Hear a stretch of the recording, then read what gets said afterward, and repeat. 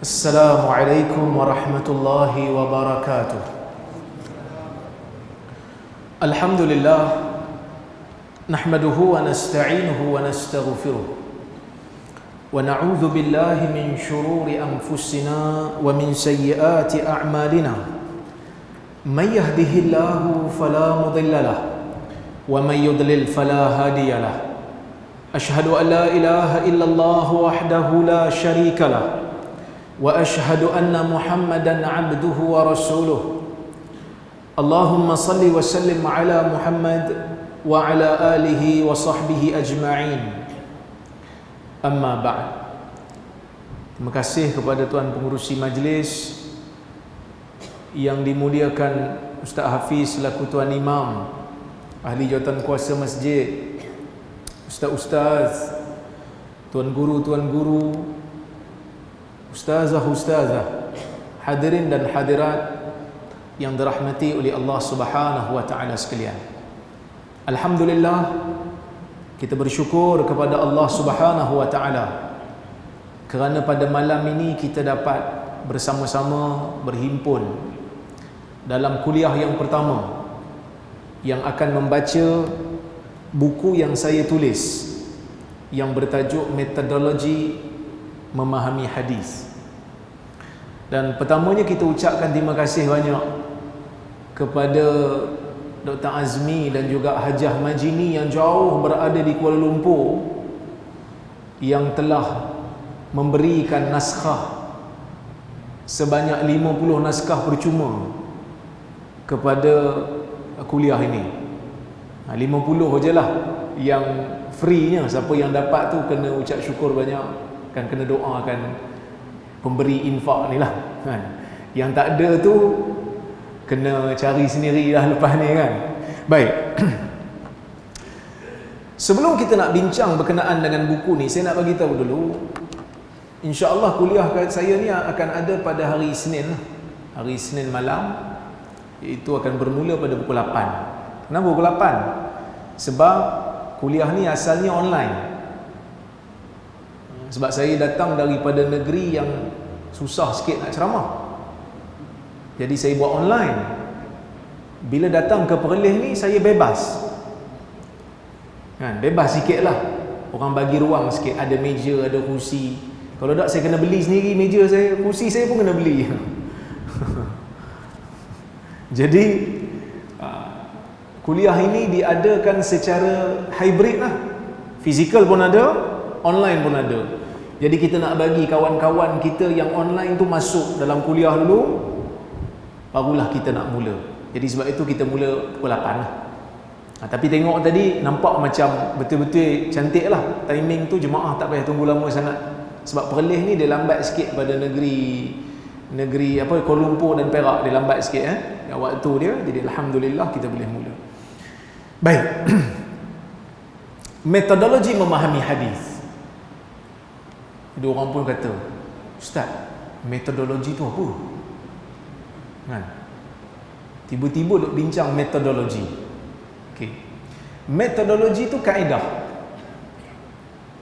Method, kaedah. Kan? Tu kenapa tak letak kaedah aja senang? Kan? Dalam bahasa akademik, metodologi tu lebih difahami dengan makna teknikal. Bila kita bincang metodologi, orang universiti dia tahu. Asalnya saya tulis buku ni memang untuk akademik lah. Sebab tu UPSI yang terjemah, UPSI yang cetak. Tapi saya tak sangka bila kita buka pre-order, sambutan tu menggalakkan lah. Setakat hari ni, setakat sekarang ni lah, lebih daripada 4,000 naskah dah orang beli dah. Alhamdulillah. Menunjukkan orang ambil berat juga pasal hadis. Tak faham pun metodologi tu apa, baca dulu, dia kata. Kan, baca dulu. Mana tahu tiba-tiba boleh faham. Jadi ramai juga yang minta pada saya. Dia kata, Ustaz, kita kena buat kuliah, bedah buku ni.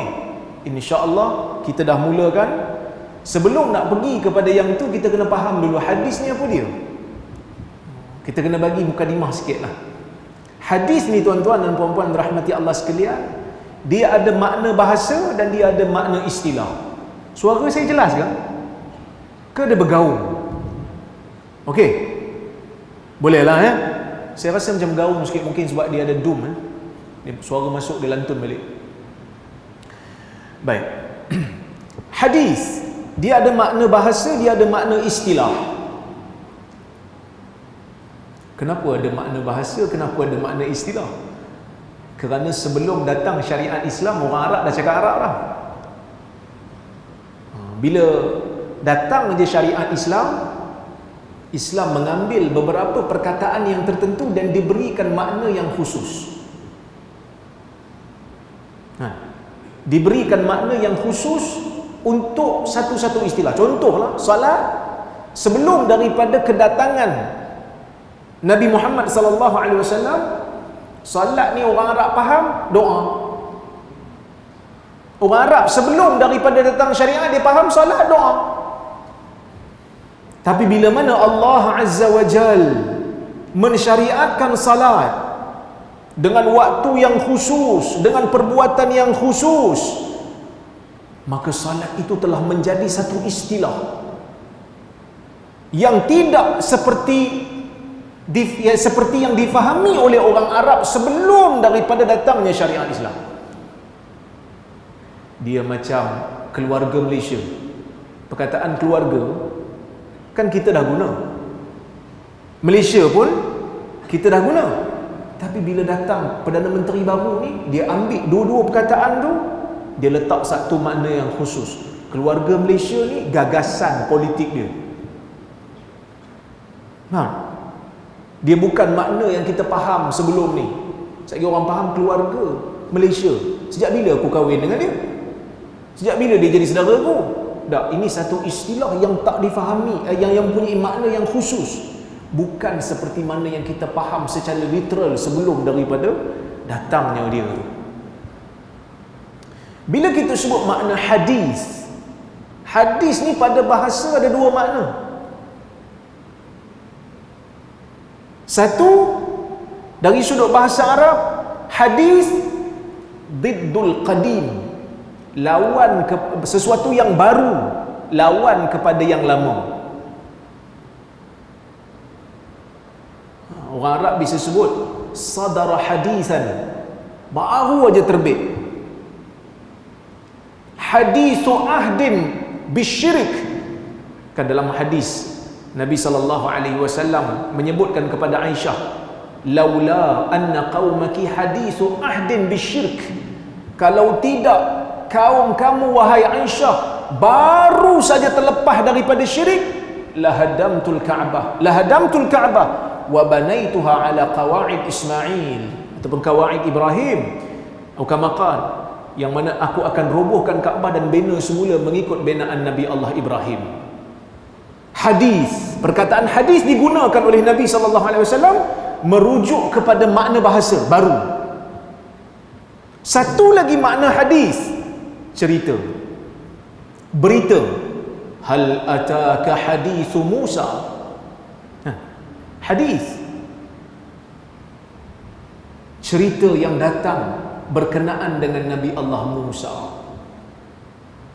Itu hadis dari sudut bahasa. Dari sudut istilah, Nabi SAW menggunakan perkataan hadis bukan dengan makna literal dia.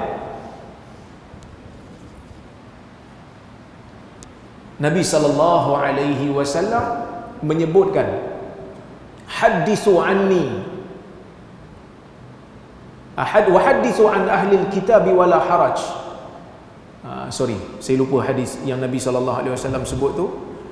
Cuma saya nak maksudkan bila para ulama menyebutkan tentang hadis, mereka mengatakan ma udhifa ila nabi sallallahu alaihi wasallam min qaulin aw fi'lin aw taqririn. Nabi sallallahu alaihi wasallam bila dia sebut satu perkataan, dia sebut satu ayat, yang tu hadis. Nabi sallallahu alaihi wasallam bila dia buat satu benda, yang tu nama hadis. Nabi SAW bila dia tahu satu benda berlaku di tempat dia ataupun di zaman dia dan dia tahu benda tu, dia tak bantah, yang tu juga hadis. Yang tu dipanggil takrir, perakuan. Nabi approve. Sebagian ulama kata Nabi diam. Sebenarnya tak berapa tepat. Nabi tak bantah. Itu yang sebenar. Sebab kadang-kadang Nabi tak diam, Nabi ketawa. Kan? Ada juga Nabi diam, tapi ada waktu Nabi ketawa. Menunjukkan Nabi tak bantah. Kenapa bila Nabi tak bantah dia jadi hadis? Kerana Nabi tak akan diam dalam perkara yang salah. Nabi tak akan diam dalam perkara maksiat. Kerana sifat Nabi adalah amanah. Nabi akan amanah dalam menyampaikan wahyu daripada Allah Azza wa Jalla. Kalau salah berlaku di depan Nabi, Nabi akan beritahu siap-siap yang ni salah. Okey. Au sifatin, ataupun sifat. Sama ada sifat itu sifat tubuh badan Nabi SAW. Ada sahabat cerita Nabi ni tingginya macam mana, kulitnya macam mana. Itu hadis juga. Au khuluqiyah, ataupun akhlak Nabi SAW, itu pun dipanggil hadis. Jadi apa perkaitan di antara makna bahasa dengan makna istilah? Tadi saya sebut hadis dari sudut bahasa ada dua makna. Satu, dengan makna lawan kepada baru, lawan kepada lama. Ada kaitan. Kerana hadis ni sesuatu yang baru, bukan qadim seperti Al-Quran. Al-Quran kan kalam Allah yang qadim, manakala hadis wahyu juga, tetapi perkataan itu diucapkan oleh Nabi sallallahu alaihi wasallam. Maka sebab itu para ulama, antaranya Sufyan As-Sauri, dia kata apa? Dia kata al-malaika hurrasus sama wa ahlul hadis hurrasul ard. Malaikat jaga wahyu di langit, iaitu Quran di Lauh Mahfuz, manakala ahlul hadis, ulama-ulama hadis, menjaga wahyu di bumi, iaitu menjaga perkataan Nabi sallallahu alaihi wasallam, pelihara perbuatan Nabi sallallahu alaihi wasallam, pelihara perakuan dan semua riwayat yang berkaitan dengan Nabi sallallahu alaihi wasallam. Cuma bila kita kata ma'udhifa ila Nabi, hadis ialah sesuatu yang disandarkan kepada Nabi. Maksudnya hadis ni apa yang orang sandar kat Nabi. Boleh jadi sandaran itu betul, boleh jadi sandaran itu lemah, boleh jadi sandaran itu bohong. Maka sebab itu kita ada dengar hadis sahih bila mana sandarannya betul. Bila yang bawa berita itu lemah, ingatan tak berapa nak kuat, ataupun orang yang tak dikenali, ataupun ada di tengah-tengahnya terputus sanad, tak tahu siapa, maka riwayat itu, hadis itu kita panggil dhaif. Belum pasti, 50-50. Boleh jadi Nabi sebut, boleh jadi Nabi tak sebut. Kena tunggu apa bukti yang mengatakan ini betul daripada Nabi sallallahu alaihi wasallam. Ada lagi satu, orang sandar dekat Nabi secara bohong, yang tu kita panggil sebagai hadis palsu. Mungkin ada yang tanya, dia kata, ustaz, kalau dah bohong, bila bohong bukan hadis, kalau bukan hadis pasal apa panggil hadis? Jadi tak perlulah panggil hadis palsu, panggil khabar palsu. Kita kata kita panggil hadis palsu sebab ada orang yang dakwa ia hadis. Ada yang dakwa itu hadis, maka kita kata ya hadis tapi palsu lah. Seperti mana duit palsu. Duit palsu duit ke bukan? Duit palsu duit ke bukan? Bukan duit kan? Tapi kita panggil duit palsu sebab ada orang anggap duit, ada orang dakwa itu duit, tapi dakwaan itu palsu. Kan? Saya banyak jugalah cerita pasal hadis palsu ni. Banyaklah dalam pengalaman saya. Bahkan saya jadi sedikit dikenali pun sebab banyak menulis tentang hadis palsu yang tersebar di media sosial. Dia ramai orang kenal. Dia orang duk bantah saya. Hadis palsu pun hadis juga. Yang penting pengajaran tu, dia kata. Yang penting pengajaran, dia kata. Bukan penting sangat palsu tak palsu ni. Siapa yang cakap tu? Kadang-kadang ustaz juga yang cakap. Tuan-tuan, dia kata yang penting pengajaran ni, depa yang muda-muda ni tak payah dok percayalah. Sikit-sikit palsu, sikit-sikit palsu. Kalau palsu pun so what? Yang penting pengajaran. Cuba tuan-tuan, AJK Masjid lepas kuliah bagi dia duit palsu. Salam ustaz, terima kasih ustaz kuliah. Keluar duit Saidina. Duit juta rial. Minggu depan dia mari, Ji, rasa silap bagi minggu lepas. Kuliah bagi duit palsu je. Duit juga.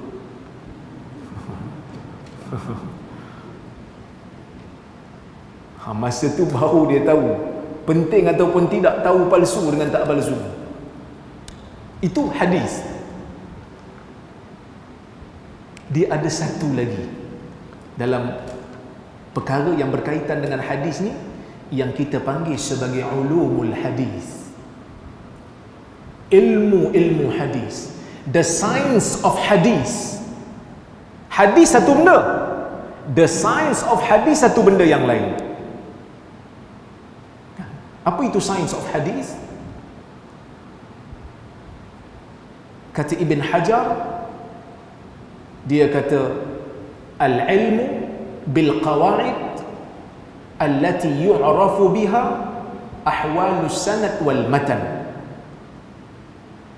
Sebagian ulama sebut, dia kata al-ilmu bil qawaid wal usul allati yu'rafu biha ahwalur rawi wal marwi.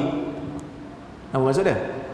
Bila kita kata ilmu hadis ni apa dia? Ilmu hadis ialah satu ilmu yang membahaskan tentang usul ataupun kaedah, yang mana dengan kaedah ni kita dapat kenal pasti keadaan sanad dan matan. Sebab hadis ada dua. Hadis ni ada dua part. Satu dipanggil sanad, satu dipanggil matan. Agak berat ke ni? Saya ni ngajar tuan-tuan. Tak apa kot saya cakap bahasa Perak Saya orang Perak. Tu ustaz duk ngajar. Saya tak pandai lagi. Saya lagi buat tak reti, orang duk gelak kat saya kan. Saya duk mengajar tuan-tuan ni, ini apa yang kita belajar kat universiti tu. Jadi tuan-tuan belajar kat masjid ni, insya-Allah dapat ilmu macam mana budak-budak universiti dapat. InsyaAllah saya tak downgrade, orang boleh faham insyaAllah. Pelan-pelan, saya akan bagi pelan-pelan. Hadis ada sanad dan matan. Apa itu sanad? Sanad itu salasilah perawi. Sebab kita kan tak pernah jumpa Nabi, tapi Allah Ta'ala wajibkan kita ikut Nabi. Betul? Imam Syafi'i kata Allah Ta'ala wajibkan kita ikut Nabi. Dah macam mana kita nak ikut Nabi? Kita tak pernah jumpa Nabi. Melalui jalan riwayat. Macam mana jalan riwayat? Maka sebab itu ulama letakkan kaedah, mesti ada dinyatakan salah silah satu demi satu, satu demi satu, satu demi satu. Dan setiap daripada nama-nama itu akan disaring, akan dilihat. Sebab itu kata Muhammad bin Sirin dalam satu kata-kata yang sangat masyhur, Imam Muslim menukilkan kata-katanya dalam muqaddimahnya. Kata Muhammad bin Sirin, kana nas la yas'aluna 'anil isnad hatta idza waqa'atil fitnah faqalu sammu lana rijalakum fayunzar in kana min ahli sunnah fayu'khadhu hadithuhu wa in kana min ahli bid'ah fayuraddu hadithuhu.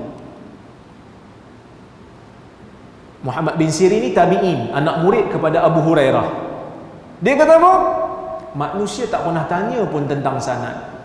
Di zaman Nabi SAW, sahabat bila dengar daripada Nabi, mereka akan terus bagi tahu kepada sahabat yang tak dengar. Bahkan itu arahan Nabi. Nabi kata apa? Ala falyuballighi syahid al-ghaib. Hendaklah yang menyaksikan hadis ini, yang hadir dalam majlis ini, sampaikan kepada mereka yang tak ada kat sini. Ini sahabat disampaikan. Jadi zaman Nabi, permulaan setelah Nabi wafat, di zaman Abu Bakar, Umar dan Uthman, para sahabat menyampaikan hadis tanpa ada keraguan. Cuma ada sedikit berhati-hati, takut-takut tersilap nukil. Zaman Umar pun ada, zaman Abu Bakar pun ada. Sebab tu dia orang minta saksi. Tapi berbohong dalam ilmu hadis ni masih belum ada bukti ia berlaku, sehinggalah muncul satu peristiwa yang menyedihkan apabila Osman dibunuh. Osman ni bila dibunuh, masyarakat mula jadi terkejut. Sebab khalifah Islam yang menguasai satu empire yang begitu besar dibunuh di Madinah, di kediaman dia sendiri. Maka ia menimbulkan satu kejutan yang sangat besar pada para sahabat. Setelah Ali bin Abi Talib dilantik menjadi khalifah, bila dilantik jadi khalifah, Ali bin Abi Talib dia memandang perlu untuk menstabilkan negara dulu, dan perlu untuk siasat siapa yang bunuh Osman secara detail, supaya semua yang terlibat dalam pakatan membunuh Osman ini dapat diambil tindakan. Itu Ali punya pendirian. Sebahagian daripada sahabat dia tak nampak benda tu. Aisyah tak setuju pada peringkat awal, sehingga bertempur dengan Ali di perang Jamal. Tapi akhirnya dia setuju jugalah dengan Ali. Muawiyah umpamanya, Muawiyah ni ada sedikit sentimental dengan Osman, sebab mereka datang daripada kabilah yang sama, Bani Umayyah. Dia kata kepada Ali bin Abi Talib, dia letakkan syarat pada Ali bin Abi Talib, laksanakan qisas kepada pembunuh Osman, jika tidak aku tidak akan memberikan bai'ah aku pada kamu. Bai'ah ni kira macam kita janji nak taat kepada khalifah lah zaman tu. Ali kata bai'ah dulu. Betul lah, patutnya kena bai'ah lah dulu. Sebab qisas ni mana boleh kita buat tanpa ada pemimpin? Tak boleh.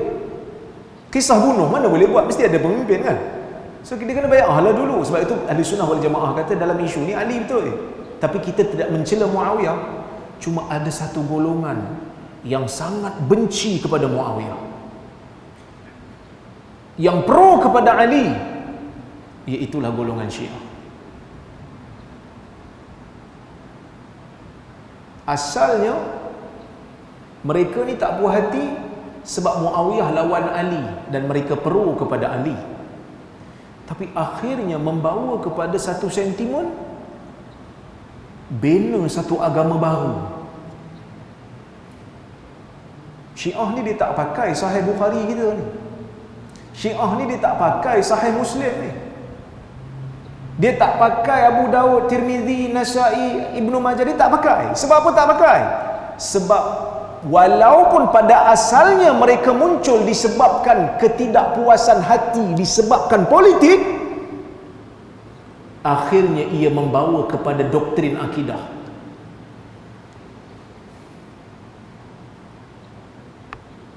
Sehingga mereka kata Ali patut jadi khalifah, bukannya Abu Bakar, bukannya Umar, bukannya Osman. Lantikan kepada Ali itu adalah lantikan yang datang daripada Allah. Macam mana Allah Ta'ala lantik Nabi, macam itulah Allah Ta'ala lantik Ali dan keturunan dia, 12 imam tu. Sebab tu saya kata tuan-tuan, dari dulu lagi saya dah kata, politik ni penting. Politik penting kan, kerana politik menentukan dasar, menentukan polisi. Tapi politik perlu tunduk kepada nas agama, bukan agama tunduk pada orang politik.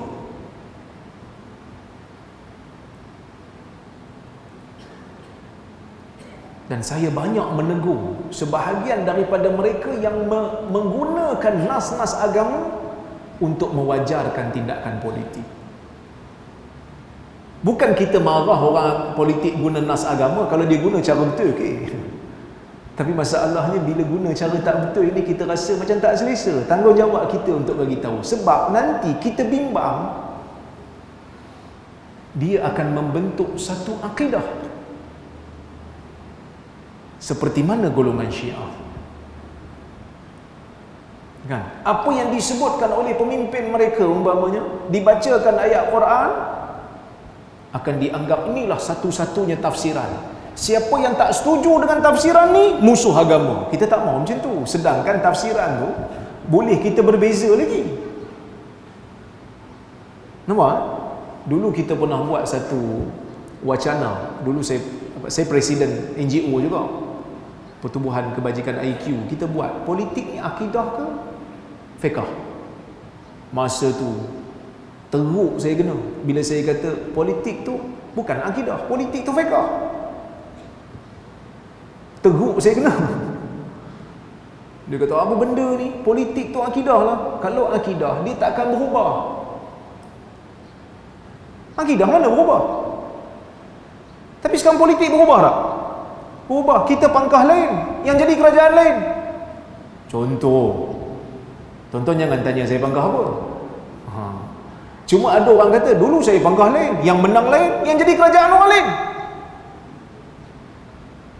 Dulu pakatan lain, sekarang pakatan lain. Dulu kem lain, sekarang dah kem lain. Kita pun pening.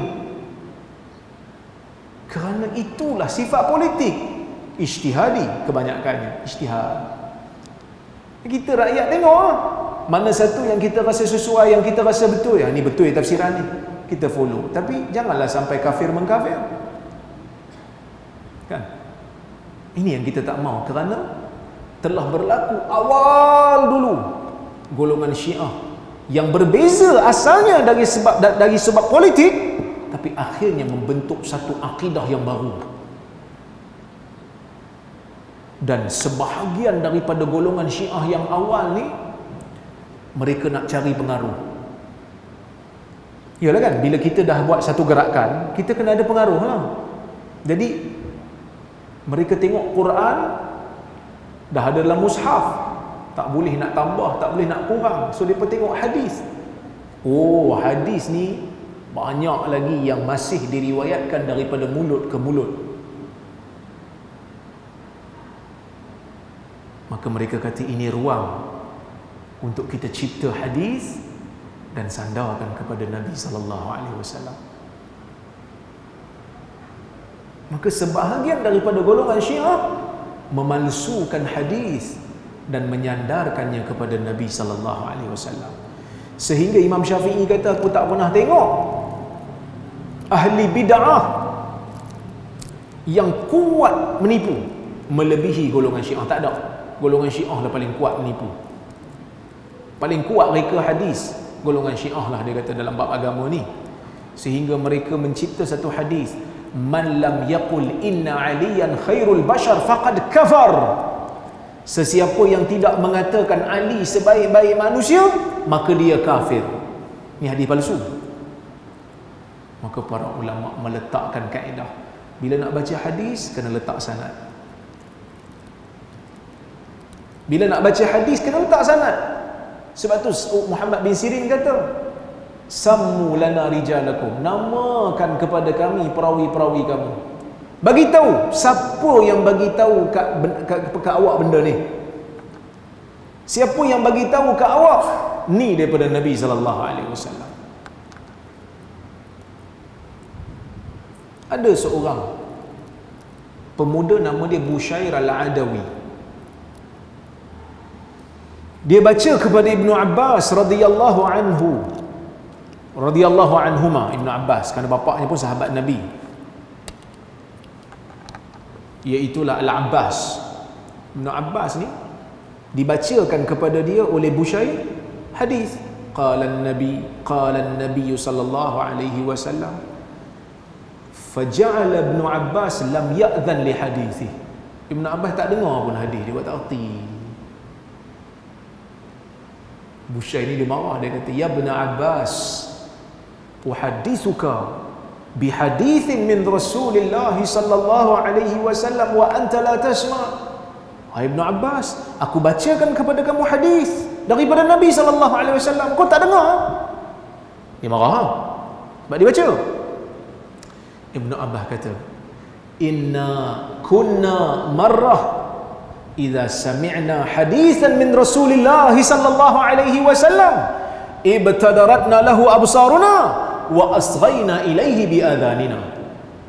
Dulu, zaman dulu, kalau kami dengar hadis daripada Nabi sallallahu alaihi wasallam, kami akan beliakkan biji mata untuk tengok. Kami akan tadah telinga untuk dengar. Walakin idza rakiban nas as-sa'ba wadh-dhalul falam nasma' illa mimman na'rif. Tetapi ketika mana manusia dah mula tunggang apa saja, yang liar pun dia tunggang, yang jinak pun dia tunggang. Ibn Abbas guna bahasa kiasan lah. Maksudnya hadis ni dah jadi macam tak tentu hala pula. Yang liar pun, yang kita tak pernah dengar, orang duk baca juga. Yang kita biasa dengar pun depa terima juga. Kami tidak akan dengar melainkan daripada orang yang kami kenal. Maka sebab itu diwujudkan ilmu yang dipanggil sebagai ilmu sanad. Ilmu yang membahaskan tentang perawi-perawi hadis, satu ilmu yang sangat ajaib. Tuan-tuan, ilmu ni ajaib. Tak ada pada mana-mana bangsa dan tidak ada pada mana-mana agama yang dipanggil sebagai ilmu rijal, ilmu perawi hadis. Tuan-tuan buka kitab Tarikh Baghdad, tuan-tuan buka kitab Tarikh Dimashq, tuan-tuan buka kitab Al-Jarh wa Ta'dil, tuan-tuan buka kitab Mizan I'tidal. Semua kitab-kitab yang tebal ini, mereka ulama-ulama hadis ni tulis berkenaan dengan perawi hadis. Kalau Tarikh Baghdad tu, Al-Khatib Baghdadi kumpulkan semua perawi-perawi yang pernah duduk di Baghdad dan masuk ke Baghdad. Nama dia, nama bapa dia, nama tok dia, nama moyang dia, nama keluarga dia, mana negara dia pernah masuk, bila dia meninggal, bila dia lahir, guru dia siapa, anak murid dia siapa, hadis dia apa, dan apa komentar ulama terhadap dia. Ajaib. Satu ilmu yang sangat-sangat ajaib. Saya bila baca kitab-kitab yang ulama ni tulis, tuan-tuan, saya kata subhanallah, ini satu ilmu yang kalau kita hidup di zaman tu, kita pun tak mampu nak buat macam tu. Sebab tu Yahya bin Ma'in ni kawan dengan Imam Ahmad bin Hanbal. Selalu musafir sama-sama, belajar hadis sama-sama, dengar hadis sama-sama. Dia ni masa bapa dia meninggal, bapa dia tinggal kat dia pusaka juta, saya tak ingat, 1 juta ke 2 juta dirham. Tapi sebab hadis punya pasal, sebab pergi mengembara sana sini, habis. Duit tu habis, jadi bankrupt dah. Dan dia tak peduli pun, kerana dia anggap ini adalah pengorbanan. Sebab tu bila kita dengar berkaitan dengan hadis, mana-mana orang bila dengar aja hadis, yang belajar hadis, telinga dia sensitif. Dengar aja, hadis mana ni? Siapa riwayat hadis ni? Saya nak check. Sebab apa? Sebab kita baca sejarah para ulama ni, begitu bersungguh mereka jaga hadis. Tiba-tiba zaman ni orang kata ilmu hadis ni, perawi yang siqah pun boleh jadi bohong, boleh jadi tipu. Tuan-tuan marah tak? Memang kita marah lah. Sebab siapa perawi yang siqah? Perawi yang siqah ni maksud perawi yang dipercayai. Siapa siqah ni? Imam Syafi'i, Imam Malik, Imam Ahmad bin Hanbal. Mereka ni muhaddisin. Tiba-tiba tuan-tuan, orang kat masjid, pengkuliah cakap, tuan-tuan, Imam Syafi'i ni boleh jadi tipu. Tuan-tuan boleh terima tak? Kita tak setuju mengambil pandangan Syafi'i dalam satu isu, kita ambil pandangan lain pun mereka kata kita hina Imam Syafi'i dah. Mereka tarik kata tu, perawi siqah boleh jadi tipu. Ini satu perkataan yang sangat biadab. Sepatutnya kita kena cakap macam mana? Kita kena cakap perawi yang siqah ni tersilap pun jarang, apatah lagi menipu. Silap pun jarang, apatah lagi tipu. Maka kita tak boleh terima, sebab ilmu hadis kedudukan dia tinggi. Kan? Jadi itu satu ilmu yang berkaitan dengan macam mana nak kenal hadis sahih dengan hadis tak sahih. Yang ni lama dah kita bahas. Kan? Saya banyak menulis pasal hadis sahih, hadis tak sahih, kan? Yang disebarkan dalam masyarakat. Tiba-tiba ada satu hamba Allah datang pada saya. Dia kata, "Ustaz, bila Ustaz nak tulis satu buku, macam mana kita nak berinteraksi dengan hadis? Sebab kita sekarang dah tahu dah ada kesedaran dah. Oh, bila hadis disebarkan, kena tahu yang ni sahih ke tak sahih."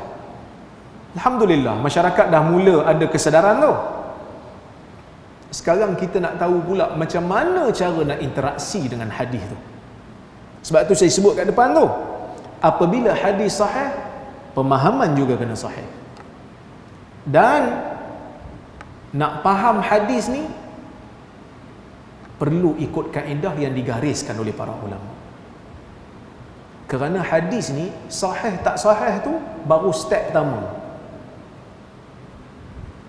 Lepas kita dah tahu ia sahih, lepas kita dah tahu dia hasan, kita kena amal.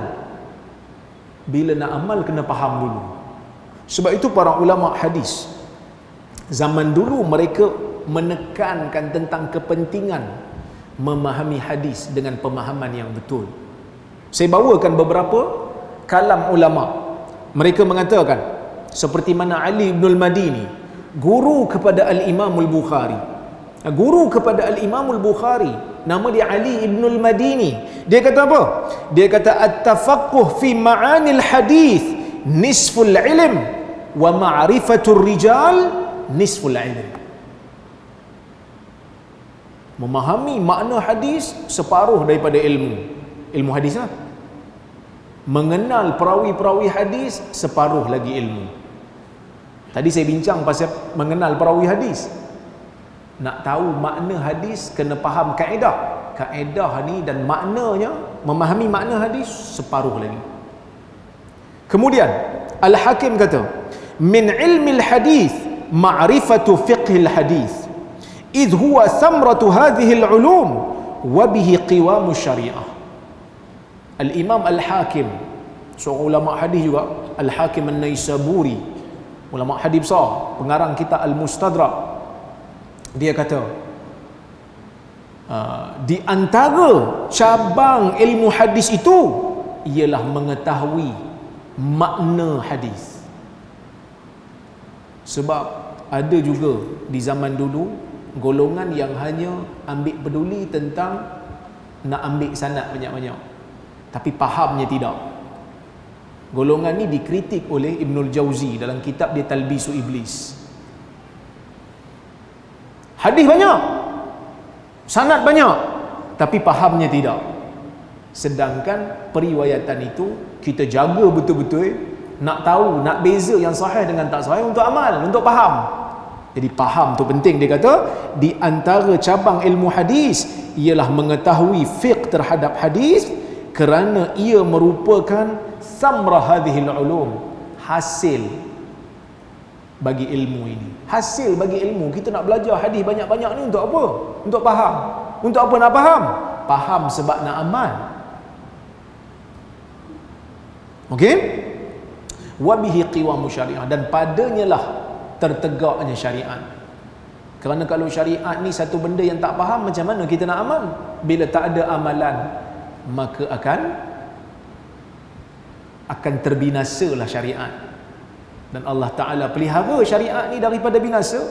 Akan ada golongan-golongan yang mempertahankan ilmu hadis, mempertahankan fiqh hadis, dan menyampaikan pemahaman hadis yang betul kepada masyarakat.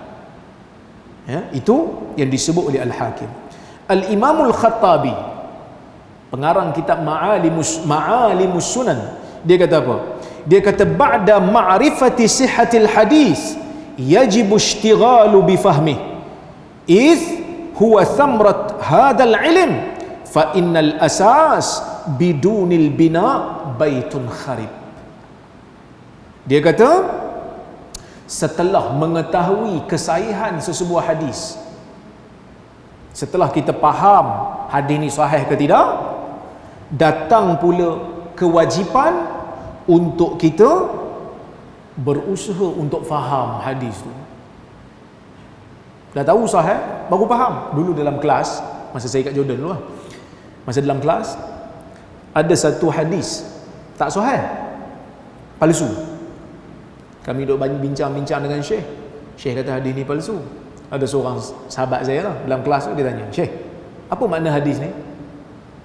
Syekh kata, tak payah tahulah, palsu. Tak payahlah faham. Kalau sahih kita faham.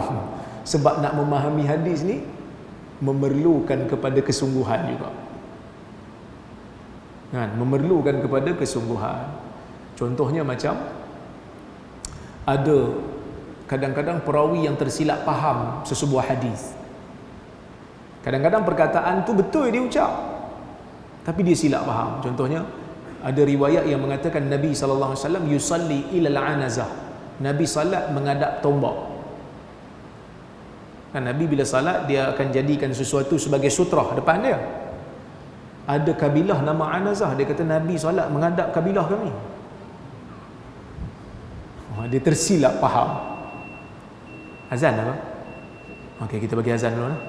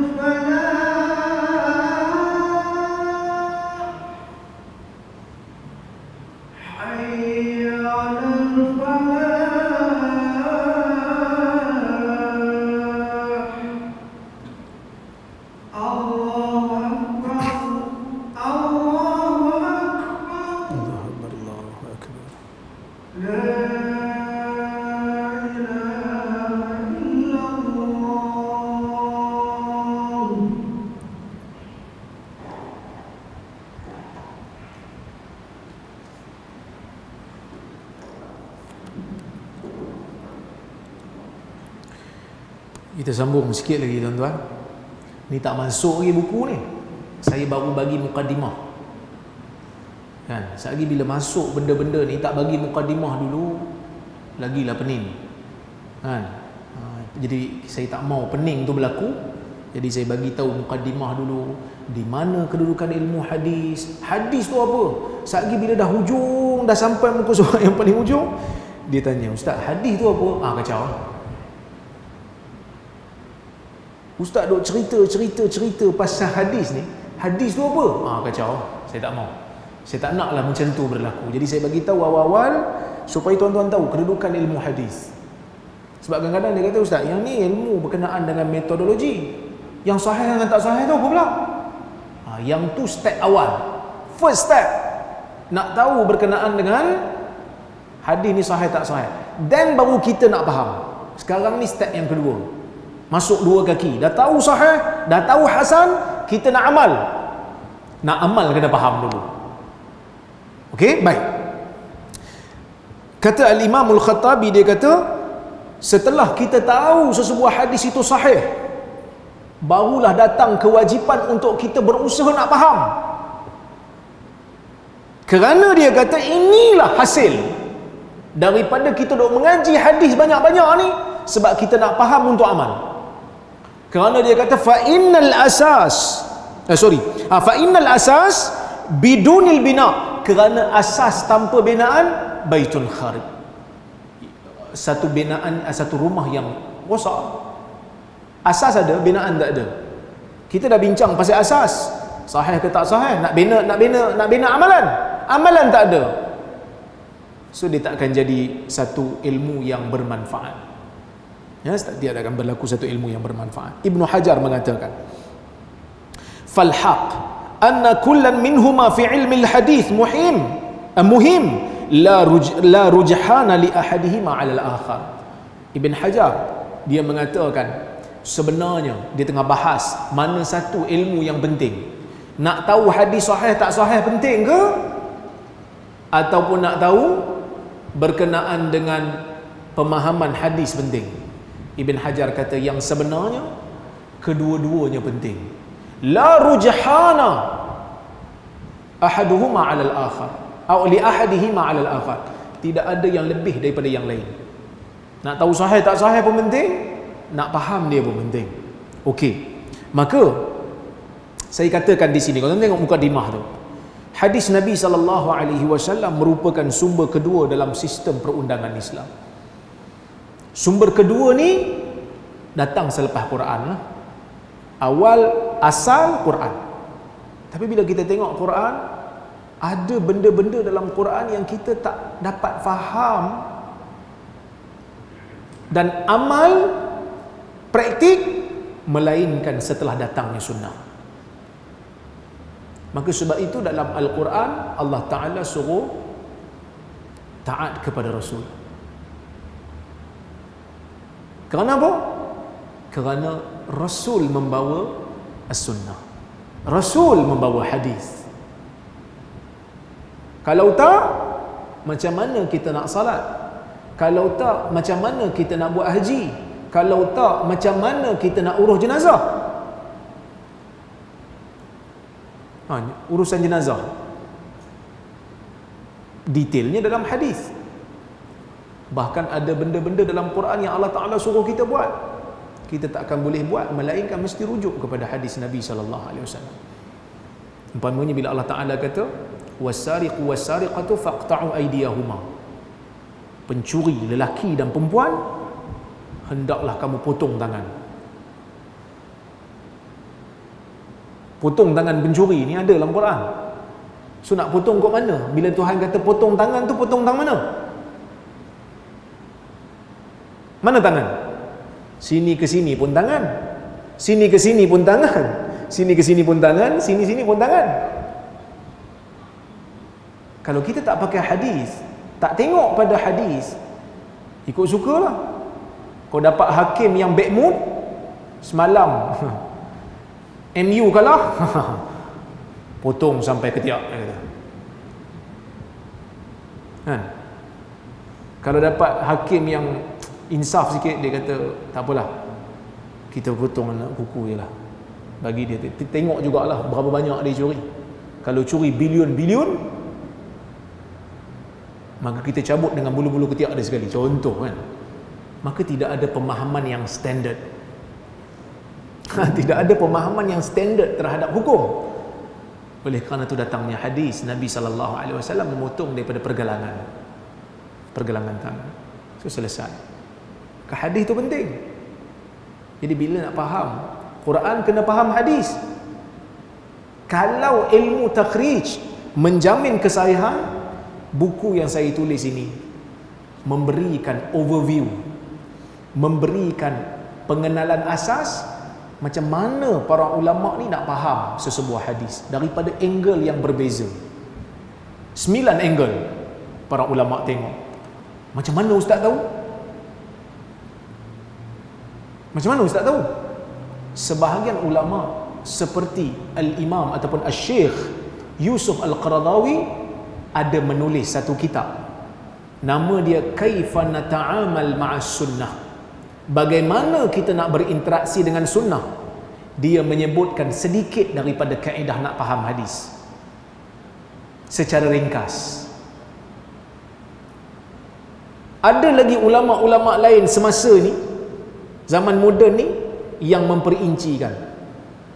Seperti guru saya Syekh Muhammad Abu Lais, dan juga saya tambah daripada pemahaman saya sendiri terhadap apa yang saya baca terhadap kitab-kitab ulama silam. Ketika mana mereka menghuraikan hadis, saya tengok, oh ini sebenarnya metod mereka, jadi saya masukkan di sini. Jadi melalui pembacaan-pembacaan saya dapatlah susun buku ni. Macam mana boleh dapat susun buku ni? Kan? Saya tulis sebenarnya hasil daripada beberapa belah tahun jugalah duk membaca. Tapi penulisan buku ni saya susun masa PKP kali pertama tu. Kan kita kena kurung semua. Saya pun kena kurung. Kita duk sibuk sana sini tiba-tiba kena kurung kan. Jadi tengok dinding juga saya. Sebelum mulanya kuliah online ni, tak tahu nak buat apa kan. Saya kata saya tulis buku lah. Jadi bila tulis buku, siap buku ni ditulis pada bulan 5 2020, melalui proses semakan demi semakan Januari 2022 baru keluar. Lama lah kan. Semakan tu lama. Jadi mudah-mudahan, saya tahu ada silap jugalah. Silap ada. Kerana kita manusia kan, mesti ada silap. Nanti kita akan tengok satu persatu, kita akan betulkanlah yang mana yang silap. Cuma kita minimalkan kesilapan itu. Baik, kita tengok kepada yang pertama. Ada masa? Adalah lebih kurang dalam 7 minit. Boleh Memahami hadis berdasarkan konteks Al-Quran. Ni first. Kerana Quran tu asal. Tak mungkin Quran sebut satu benda, hadis sebut satu benda yang menyanggahi. Tak mungkin. Melainkan sama ada hadis itu problem ataupun pemahaman kita problem. Hadis dengan Quran mesti seiring, mesti selari. Kalau berlaku percanggahan, sampai tak boleh untuk diharmonikan, tak boleh nak rongkai, sama ada hadis tu silap. Bukan hadis silap masa Nabi sebut silap, perawi sebut silap, perawi silap nukil, ataupun kita yang silap faham. Kerana syariat ini datang daripada sumber yang satu, Allah. Allah yang menurunkan Quran, Allah yang memberi wahyu kepada Nabi Muhammad sallallahu alaihi wasallam. Hakikatnya hadis yang Nabi SAW ucapkan sebagai sifatnya Nabi, itu adalah wahyu daripada Allah Ta'ala juga. Sebab itu Abdullah bin Amr bin Al-As dia kata apa? Dalam hadis riwayat Abu Daud, dia kata, kuntu aktubu kulla syai'in sami'tuhu min Rasulillah sallallahu alaihi wasallam uridu hifdhahu fanahatni Quraisy wa qalu ataktubu kulla syai'in sami'tahu min Rasulillah sallallahu alaihi wasallam wa huwa bashar yatakallam fi ar-ridha wal ghadab fa amsaktu 'anil kitabah wa dhakartu dhalika li Rasulillah sallallahu alaihi wasallam wa qala fa awma'a bi yadihi ila fi uktub fa walladhi nafsu Muhammadin bi yadihi la yakhruju minhu illa haqq. Abdullah bin Amr bin Al-As dia kata, aku tulis semua benda yang aku dengar daripada Nabi SAW kerana aku nak hafal. Aku tulis. Bukan semua sahabat pandai tulis. Nabi pun tak pandai tulis kan. Tapi Abdullah bin Amr ni dia pandai sikit. Dia boleh menulis. Maka dia kata, aku tulis semua benda yang aku dengar daripada Nabi SAW kerana aku nak hafal. Quraisy tak bagi. Quraisy kata, Adakah kau nak tulis semua benda yang kau dengar daripada Nabi? Sedangkan Nabi itu adalah manusia yang bercakap dalam keadaan redha dan bercakap dalam keadaan marah. Takkan nak tulis semua benda? Fa amsaktu 'anil kitabah. Aku pun berhenti tulis. Kata Muhammad bin Amr, kata Abdullah bin Amr, aku berhenti tulis. Fa amsaktu 'anil kitabah. Aku tahan kejap. Betul juga dia kata. Fa dzakartu dzalika li Rasulillah. Tapi rasa macam boleh tulis kot. Aku pun sebut pada Nabi sallallahu alaihi wasallam apa yang Quraisy sebut pada aku. Maksudnya bagi tahulah kat Nabi, aku tulis semua. Quraisy kata macam ni. Aku berhenti kejap. Confused. Nabi sallallahu alaihi wasallam bersabda sambil Nabi meletakkan jarinya di mulutnya.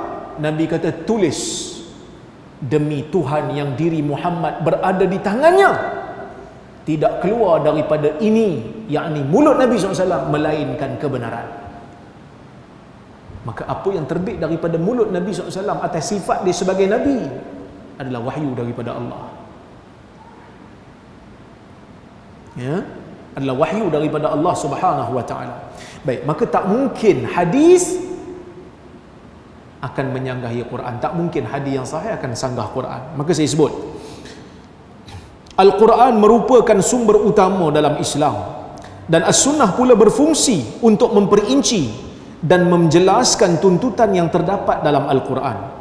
Sudah menjadi norma pemikiran dalam Islam bahawa sesuatu keterangan itu tidak boleh bercanggah dengan tuntutan asalnya, dan sumber sekunder tidak boleh bercanggah dengan sumber prima. Sumber yang nombor 2 tak boleh bercanggah dengan nombor 1 lah. Okey, baik. Kaedah memahami hadis melalui kacamata Al-Quran bukanlah bererti menjadikan Quran sebagai neraca untuk menilai sesuatu hadis itu diterima atau ditolak. Namun tujuannya adalah untuk meneliti kefahaman hadis agar selari dengan Al-Quran. Apa maksudnya? Saya sebut kat sini, kadang-kadang orang keliru. Bila kita sebut Quran mesti faham hadis ikut Quran, maksudnya kita kena nilai hadis berdasarkan pada Quran, mana yang bercanggah kena tolak sunnah. Yang tu bab lain. Ada bab tu. Yang tu dipanggil ardul hadis alal Quran. Menilai status hadis berdasarkan Quran. Yang ni para sahabat pun buat. Bukan kerana kita ragu Nabi sebut benda tu, kita bimbang. Perawi silap. Contohnya macam ada hadis, man wulida lahu maulud fasammahu Muhammadan lam yadkhul huwa wa waladuhu an-nar. Siapa yang dapat anak, dia bubuh nama Muhammad, tabarrukan bihi, kerana nak bertabarruk dengan nama Muhammad, kerana nak ambil berkat dengan nama Muhammad, dia dan anaknya tak masuk neraka. Hadis ni palsu. Sebab bercanggah dengan Quran. Kerana Quran bukan kata nama penentu syurga. Quran kata amalan. Yang tu bab lain. Jangan keliru. Kita bukan nak nilai hadis berdasarkan Quran. Kita bukan nak menentukan kesahihan hadis berdasarkan Quran. Tak. Yang ni nak faham hadis yang sahih selari dengan makna Quran. Lepas tu saya kata, oleh itu saya kata, jika seseorang mahu menolak sesebuah hadis kerana ia bercanggah dengan Quran, maka itu termasuk dalam bab yang lain. Apa yang ingin dibincangkan di sini ialah kaedah memahami hadis berdasarkan ayat Al-Quran. Kebiasaannya para ilmuwan membincangkan peranan As-Sunnah terhadap Al-Quran dari sudut As-Sunnah mengandungi penjelasan lanjut dan perincian terhadap Al-Quran. Namun di kesempatan ini, hal itu tidak akan dihuraikan kerana penjelasan terhadapnya telah pun memadai dalam rujukan sebelum ini. Nak bincang peranan Sunnah menjelaskan Quran ni banyak ada orang tulis. Berlambak ada orang tulis. Jadi benda tu difahami. Mungkin tuan-tuan biasa dengar dalam kuliah-kuliah. Tapi yang ni, kita nak faham hadis selari dengan Quran. Okey, kita tengok kaedah. Kita tak baca semua, kita tengok kaedah. Kaedah asas dalam memahami hadis berdasarkan konteks Al-Quran. Pada dasarnya, setiap penuntut ilmu syar'i sudah memahami kebanyakan hadis Nabi SAW kerana sudah jelas maknanya. Maksudnya, kebanyakan hadis ni kita faham dah. Orang yang belajar ilmu agama, dia faham hadis Nabi tak ada keraguan kerana tak bercanggah Quran dengan hadis ni. Namun tidak dinafikan bahawa terdapat sebilangan kecil sahaja daripada hadis Nabi SAW yang perlu dilakukan penelitian. Hadis-hadis yang jelas maknanya bahkan selari dengan zahir Al-Quran tidak perlu lagi dilakukan penelitian lanjut terhadap maknanya secara umum. Namun hadis-hadis yang maknanya kabur atau secara zahir hadis itu nampak macam bercanggah, maka kita kena buat penelitian sebelum kita nak tolak. Takut-takut kita tolak benda yang sahih kerana kita tak faham betul. Okey? Contoh, makna hadis yang bercanggah dengan nas Al-Quran. Ada hadis yang zahir nampak bercanggah dengan Quran. Contoh, Nabi SAW ada sebut dalam sebuah hadis riwayat Ibnu Umar. Kata Ibnu Umar, nahan Nabi sallallahu alaihi wasallam 'anil nadhar wa qala innahu la yaruddu syai'a wa innama yustakhraju bihi minal bakhil. Ya, hadis riwayat al-Imam al-Bukhari. Ibnu Umar kata Nabi sallallahu alaihi wasallam melarang daripada melakukan nazar. Tahu nazar? Nazar kita biasa dengar lah kan,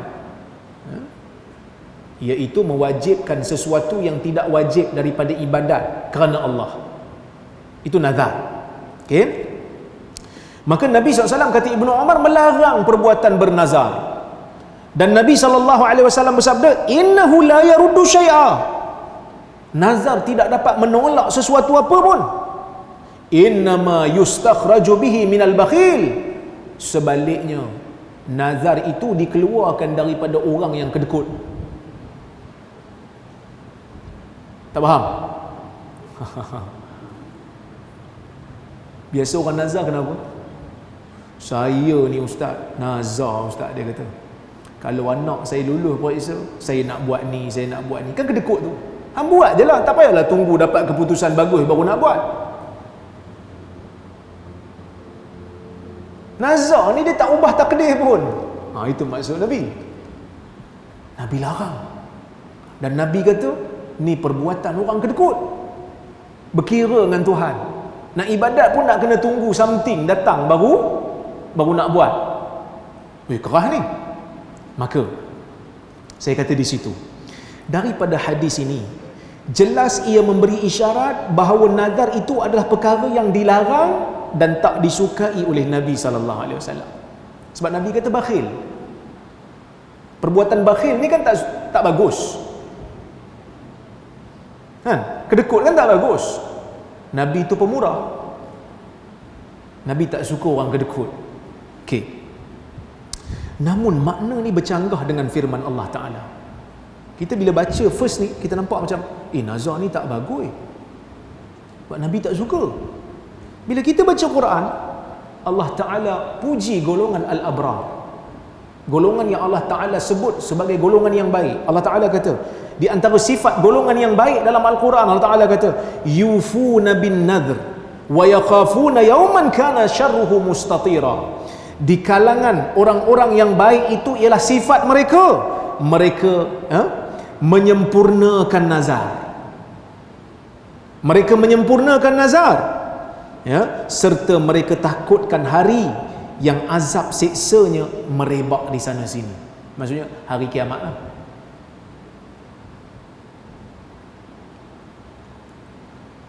Quran puji orang yang bayar nazar. Nabi kata dia tak suka orang buat nazar. Macam mana tu? So kita kena align kan, kita kena selarikan. Bukan orang kata apa, hadis ni tak betul. Hadis ni betul, Bukhari. Bukan Quran ni tak betul. Siapa berani kata Quran tak betul? Golongan anti hadis, dia tak faham kaedah ni. Dia tak tengok hadis duk pergi bercanggah dengan Quran. Hadis tak betul. Sebenarnya hang yang tak betul. Golongan anti hadis, ada satu ketika, panjang masa ni. Boleh sikit lagi nak? 10 minit ni. First kuliah ada semangat lebih. Sebab tuan-tuan pun ramai. Nanti bila dia kurang-kurang, saya kuranglah semangat sikit. Tapi janganlah kurang. Tuan-tuan datang sampai habis khatam kitab ni, insya-Allah. Bukan kitab buku lah. Saya orang panggil kitab ke, duk tulis buku cik nak bagi kitab. Kitab dengan buku sama aja. Orang Arab panggil kitab, kita panggil buku, sama aja. Okey. Ada satu argument anti hadis. Kenapa dia orang tolak hadis? Salah satu sebab dia orang kata hadis ajar orang lupa Tuhan, ingat Muhammad. Sedangkan Allah Ta'ala itulah kena ingat, bukan Nabi Muhammad. Kan Nabi Muhammad ni penyampai je. Apa buktinya? Buktinya Nabi SAW anjurkan bila nama Nabi disebut, kita digalakkan untuk berselawat sallallahu alaihi wasallam. Betul? Tapi kalau sebut nama Allah, ada kena balas? Tak ada. Jadi hadis ni ajar orang lupa Tuhan, ingat kat Muhammad je. Bila sebut nama Muhammad sallallahu alaihi wasallam, agak-agak macam mana nak jawab?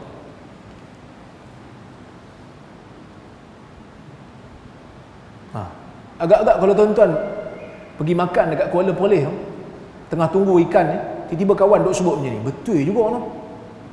Tak payah pakai hadis. Kita JK masjid pun gaul kepala. Aku selama 50 tahun hidup ni first time orang bagi soalan macam ni. Agak-agak tuan-tuan boleh jawab lah. Pening kan? Pening tu. Betul juga, kita dah buat tu. Sebenarnya tak betul tu. Mana pula hadis pergi ajar kita lupa Tuhan? Orang yang cakap macam ni adalah orang yang memang tak ada buat ibadat. Kita bangun pagi, apa yang kita baca? Doa bangun tidur, betul? Doa bangun tidur puji siapa? Puji Tuhan. Lepas tu masuk toilet, sebelum masuk toilet kita baca doa apa? Allahumma inni a'udzubika minal khubuthi wal khaba'ith. Minta pada siapa? Minta pada Tuhan. Keluar daripada toilet, ghufranak, keampunanmu wahai Tuhan. Minta pada siapa? Minta pada Tuhan. Kemudian pergi salat subuh. Salat subuh, Allahu Akbar. Azan subuh dulu, Allahu Akbar. Lepas tu iqamah. Semua puji Tuhan. Kita pun angkat takbir Allahu Akbar, Allah Maha Besar. Baca Fatihah, baca surah. Rukuk pun baca Subhana Rabbiyal Azim. Maha suci Tuhan yang Maha Agung. Sami'allahu liman hamidah. Allah mendengar, yakni Allah menerima pujian orang yang memuji Allah dalam solat. Penuh pujian pada Allah. Siapa yang ajar ni? Hadis Nabi sallallahu alaihi wasallam ajar.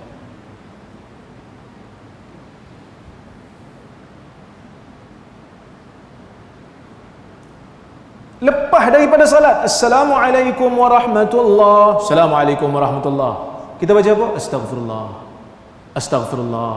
Astaghfirullah. Minta pada siapa? Pada Allah. La ilaha illallah wahdahu la syarikalah. Pun Allah. Puji Allah. Allah, Allah, Allah. Subhanallah. Alhamdulillah. Allahu Akbar. Semua puji Allah. Bermula daripada kita bangun tidur tadi sampai kita nak tidur balik. Semua puji Allah. Siapa ajar ni? Nabi Muhammad sallallahu alaihi wasallam ajar. Nabi sallallahu alaihi wasallam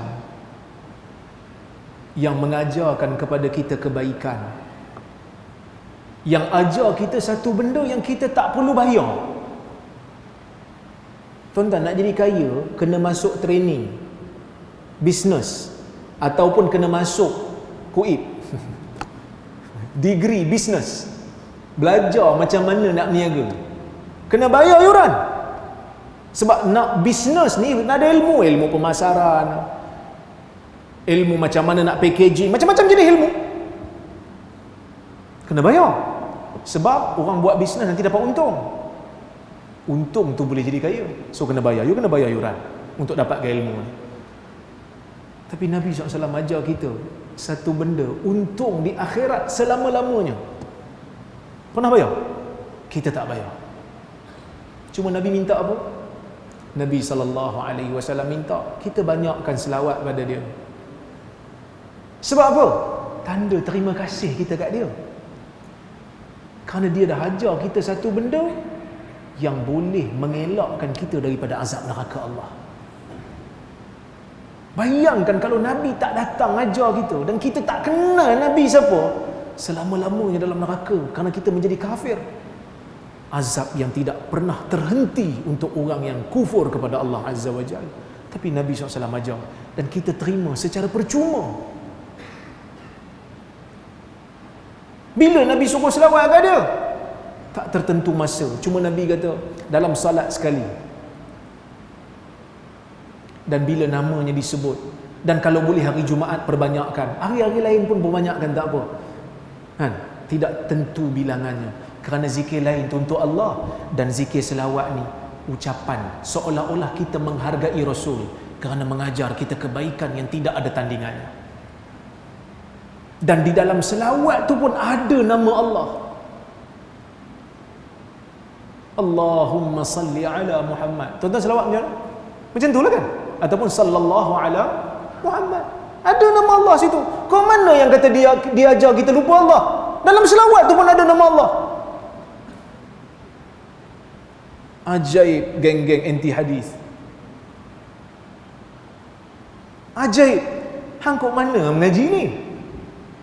Sebab tu kena belajar buku ni.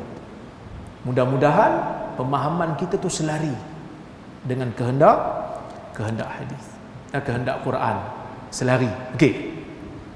Pada zahirnya ayat Quran ni menjelaskan bahawa menyempurnakan sesuatu nazar adalah perkara yang dipuji. Ayat Quran tu. Sebab Allah Ta'ala puji orang yang menyempurnakan nazarnya.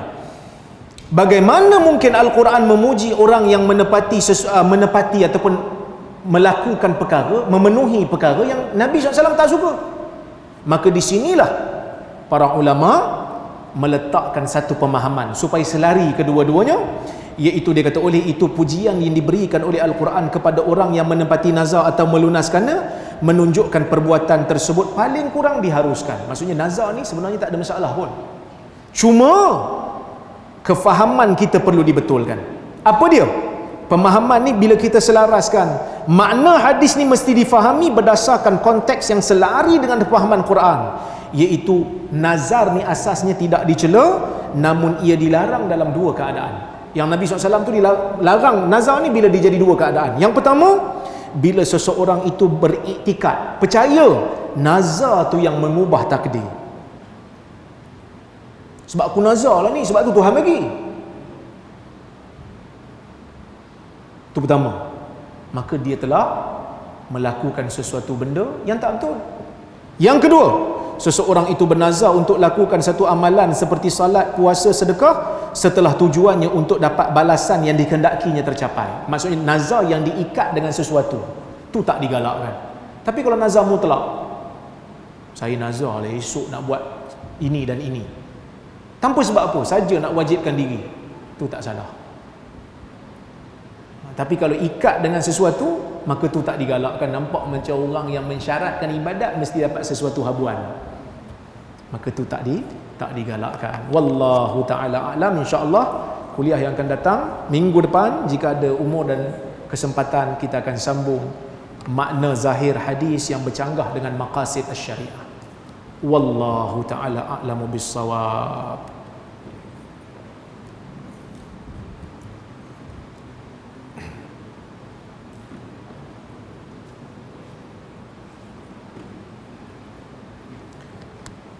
So insyaAllah, tuan-tuan, ada soalan?